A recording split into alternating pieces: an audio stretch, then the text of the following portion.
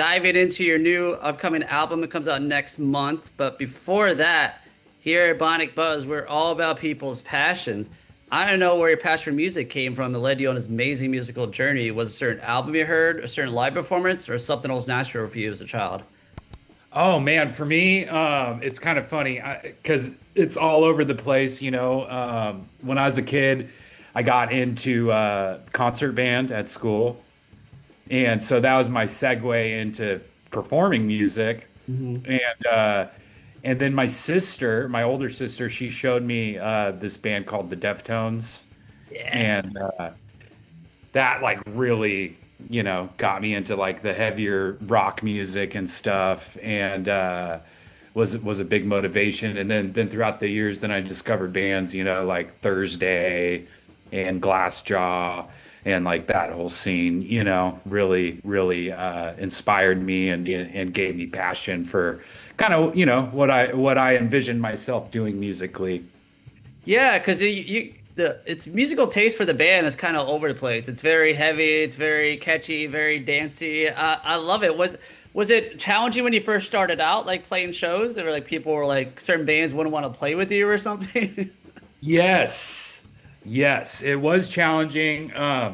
The first, I'd say, man, for the first, handful of years of the band, we finally, got a booking agent after a couple years, and they would always tell us, like, yeah, it's hard to find bands to take you guys out on tour because, like, we don't really know what your sound is. Other bands don't know what your sound is, and so we ended up just like headlining all the time, Mhm. and then kind of finally, after doing that for so long, it kind of turned into, okay, well, this kind of is the band's sound, that they do experiment with all sorts of stuff and are influenced by several different genres of music. And there's really no limit to, what we sound like or what we write.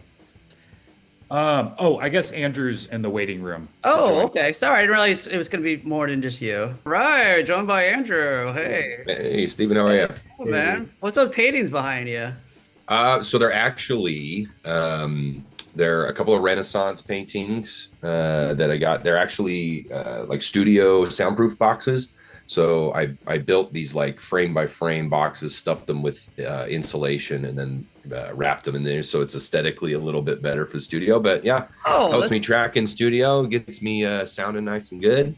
yeah. Instead of just a gray, boring styrofoam thing. Yeah, exactly. Cool. Everybody's doing gray. Throw some Renaissance in here, make it feel cool. Well, it's an honor. I'm glad you're joining in. So I'll ask what I already asked Matthew already. So here, Bionic Buzz, we're all about people's passion. Where'd your passion for music came from that led you on his musical journey? Was there an album you heard, a certain live performance, or something that was natural for you as a child? Oh man, great question.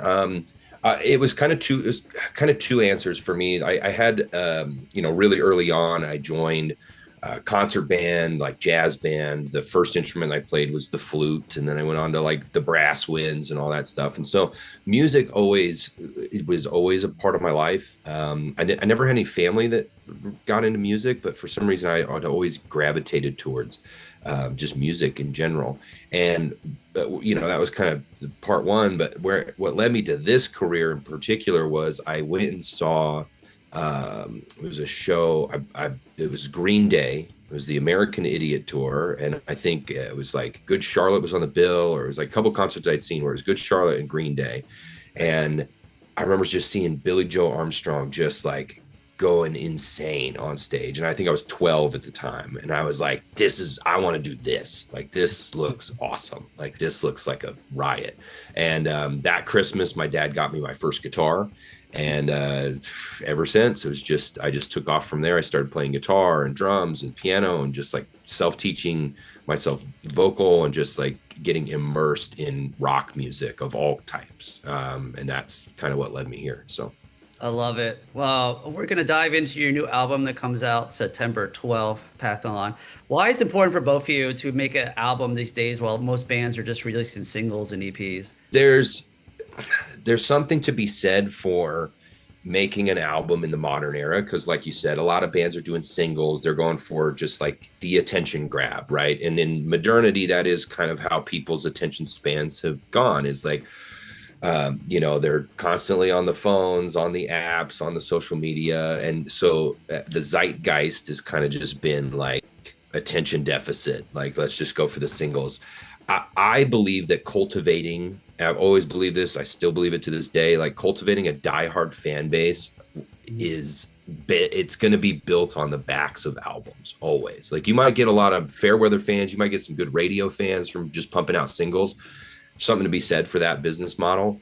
But for dance, I feel like what makes us special is like carefully crafting unique and memorable, timeless albums from start to finish, from the artwork to the instrumentals, to the vocals, to the lore and the story, to the music videos. Like, every piece of art there is crafted to be its own era in a way, its own piece of art.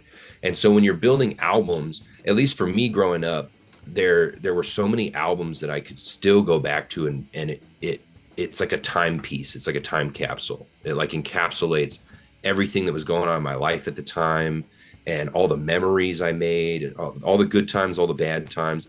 And there's just something, singles are good and you can make great songs, but an album, just like, for me, is like a time capsule. It's a piece of art that's just really memorable. And I think that that's how you build a diehard kind of cult-like fan base, is by focusing on creating this like piece, this timestamp for the band that they can relate to, and then kind of take and run with it. So that's my perception on it. I also just, as an artist, selfishly, I like making albums. I like going in with the mentality of like, okay, I want to tell a story.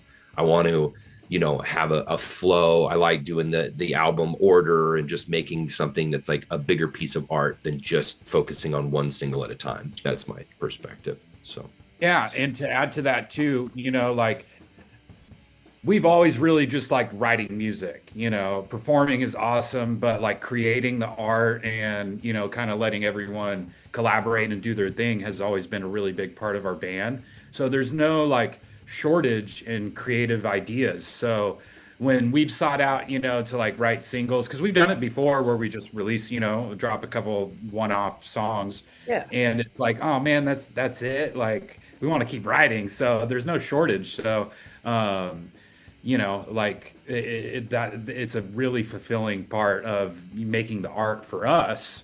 And on top of that, we get to deliver our fans a plethora of music and different things to check out. And like I mentioned earlier too, it's like that gives us an opportunity too to experiment more with more sounds and add different, genres and vibes to each song and make it unique, while still flowing in an album together. So it's definitely a big part of our band for sure. Speaking of experimenting, I think for your new upcoming album, you got a song "Space Cow Initial Ritual" with George Clinton, who I wouldn't have known if it wasn't for the movie PCU. So what was it like collaborating with him? Was it like the song done and then given to him, or something that you wrote with him? Because like I think he's only in one part of the song, but still, he still had a little heavy bit. There was a little double bass in there. Yeah. He's kind of throughout the song, like doing some weird like ad lib shit in the background. Oh, okay, that's cool. But the one like vocal section, for sure that's all him. But I don't know. It was a really cool idea. We wrote the song first, and then we were trying to think of like, okay, it'd be really cool to have like a vocal feature on this record. Who should we get? And, in typical DGD fashion, we wanted to do something different instead of getting, like we've had Chino Marino on a song from the Deftones, which was really cool.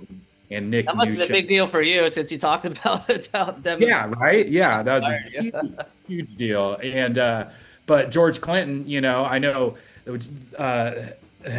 he heavily influenced, Will's some of his music. His dad's like a big George Clinton fan. Me too. I've always been a huge fan since I remember seeing him in the movie Good Burger and PCU, like you said. And I've always loved all the funkadelic stuff. And I mean, he's the atomic dog. So when that idea was thrown around and our manager reached out, and it turns out his manager, George Clinton's manager, is a fan of our band. And we worked the deal out, and unfortunately we didn't get to be there while he was recording. He lives in Florida, but he took the time to do it and he filmed it all. And we were all invited out to one of his shows he did in LA. We weren't able to make it, but Cool. that was still neat to be thought of and invited, to come hang out. So hopefully one day soon. Yeah, one day I'm sure you guys will meet or hang out or something, cross paths. So, Yeah. for the track All the Way Down, are you guys big Mario Kart fans? I love the inspired sound effect of their intro. Massive Mario Kart fans. And we didn't want to risk having Nintendo Yeah, that's why I said inspired. I know it's not exactly. Yeah, so it is actually authentically made. Our producer Chris Crummett actually took a couple different organs and mashed them up together, to make the sound. And he was like, "Yeah, I even filmed me making it. So if they ever come after us, you could show that and prove that we authentically made it." But yes, huge Mario Kart fans. I just actually got the Switch 2, and I've been nice. playing the new Mario Kart, which is fucking off the hook. Nice. Is that like the games you guys play on the tour bus the most or something like that? It's one of them. I mean, all the Marios. As a band, though, we thoroughly all enjoy playing Mario Party together. Oh, that's cool. Yeah. All right, classic. for Trapdoor, there's a spoken word in the middle. I don't know if it's Japanese or Korean. Do you know what it says or? Yep, yeah, it's Japanese. We sent it off to a voice actress on Fiverr that we had found that ended up doing we'd written it out. The rough translation is essentially we're celebrating 20 years of Dance Gavin Dance. We're back and bigger than ever. Basically kind of a F the haters type of messaging there. And then we sent it off. We found a really great anime voiceover actress on Fiverr that was able to. She did it in no time. Gave us a couple of takes, and we just spliced it in there. It was really cool. None of us speak Japanese, so we're we don't really feel comfortable taking a crack at that. We'll let a professional handle it. So that's cool. Are you guys big anime fans? Is there a story behind picking that? Will is for sure. Yeah, Okay. Will is a massive anime fan. I mean, I couldn't tell you what his top 3 are, but yeah, he definitely is. And then sonically, we just felt like that part. It was so. My guitar playing, I wrote the lead on that. It's very anime-esque on some of my lead sections, and so we just felt like that would kind of tie it all together. It felt empty. John and I both tried to a couple of different vocal takes on it to see if maybe we could do a sung vocal or a screaming vocal there. It just didn't really vibe, and then we felt like the voiceover was just kind of a nice little production sprinkle on top. So I love it. What's the story behind Midnight at McGuffey's? Is McGuffey's a real place or? Matt, you want to take that one? Yeah. So whenever we write songs instrumentally, we give them working titles. Oh, okay. Which are usually hella random, and a lot of times they end up changing to suit kind of the lyrics of the song. But sometimes they stick. And Midnight at McGuffey's was one that stuck. And the night before we wrote that song instrumentally, my wife and I, we were watching TV, and I'm fucking weird and crazy. And So for am some I. reason, I just made up this stupid story of this sitcom that's the longest running sitcom, but not longest by how many years it's been on, but each episode's 4 or 5 hours long. It's really fucking stupid. My sense of humor is really weird. And it was called Midnight at McGuffey's. And then the next day we wrote that song, and I was like, oh, here's the working title. And we called it that. And then when they were actually, when the time came and they were working on the lyrics and shit, they wrote it to kind of actually become a real place. That is awesome. I love hearing stories about that.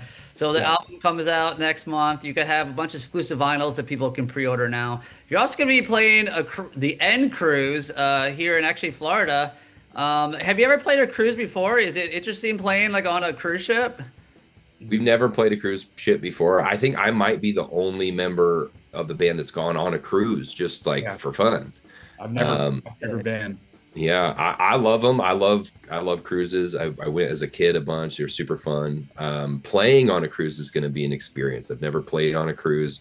You know, I think we're supposed to play 3 sets is like our requirement. We're supposed to do like two. They're all supposed to be unique, so it'll be 2 unique sets and then a third one. I think they're trying to kind of push us to do something acoustic, but I think it's up to us at the end of the day. So we're excited. We've kicked around some good set ideas. I think it's going to be fun.